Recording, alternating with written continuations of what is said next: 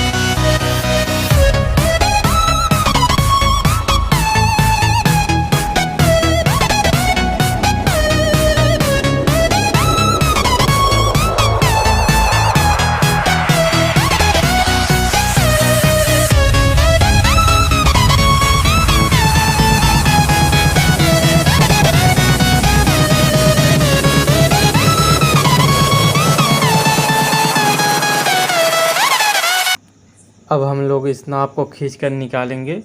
खींच कर निकाल कर देखेंगे, अगर इसका रबड़ कटा हुआ है तो रबड़ को चेंज कर देंगे, नहीं तो इसमें ग्रीसिंग करके अच्छे से फिर से हम लोग इसको फिट कर देंगे।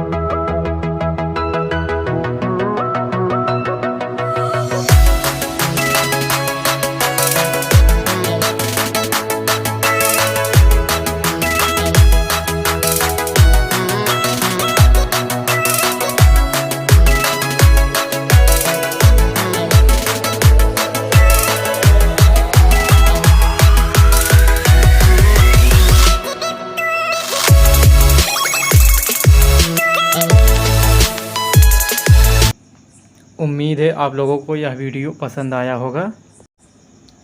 ऐसी ही जानकारी भरी वीडियो देखने के लिए हमारे चैनल को लाइक, शेयर एंड सब्सक्राइब करना ना भूलिएगा, ताकि आने वाली वीडियो की नोटिफिकेशन सबसे पहले आपको मिल सके।